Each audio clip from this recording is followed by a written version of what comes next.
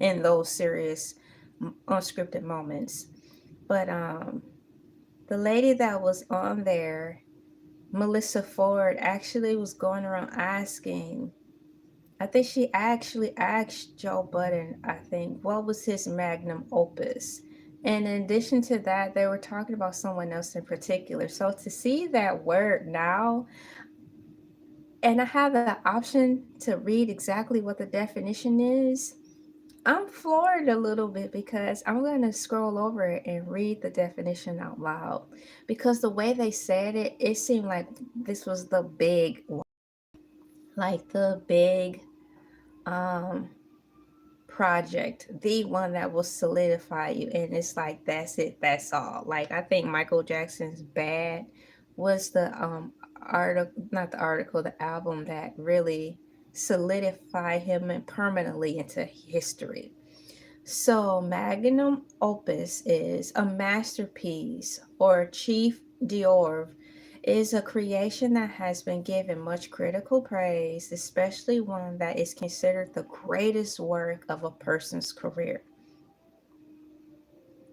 or a work of outstanding creativity, skill, profundity, and workmanship. That is big. It's like when you make something like that, do you just stop trying so hard?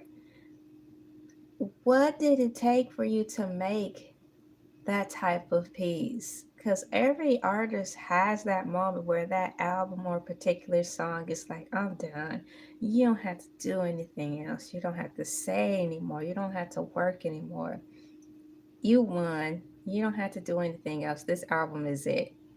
If you ever come out with something, I don't care. Even if it's a flop, whatever, I'm still buy it because this particular piece is, I'm done. So Pulp Fiction is widely regarded, congratulations, as as Quentin Tarantino's magnum opus, with particular praise for its screenwriting. H yeah to the screenwriting. The self-reflective, unconventional structure and extensive homage and pastiche has led critics to describe it as the touchstone and postmodern film. These words are hidden. They're right on. Obviously, whoever submitted this article for the description of Pulp Fiction was a fan. They did this description right. They did it justice. So it is often considered a cultural watershed, influencing films and other media that adopted elements of its style. The cast was also widely praised, with Travolta, Thurman, and Jackson earning high acclaim.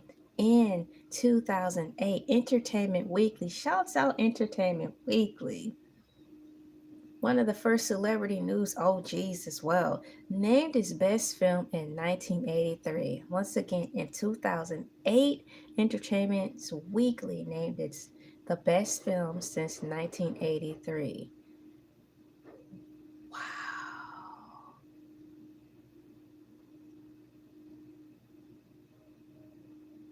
That's a long time. I wasn't even born yet. I was born in 84. So it took all that time for Entertainment Weekly, the big G's at the time, to climb up off their seats and come down here to little old planet Earth, to the land of Hollywood, to give a nod to a film from 1983. They were sitting on their thrones, scurrying about with their gold binoculars peering down on Earth, waiting for someone to create a film that will raise them from their seat so they could give this award. It wasn't until 2008 that they did that. They named Pulp Fiction the best film since 1983, and it has appeared on many critics' lists of the greatest film ever made. Yes, I do agree.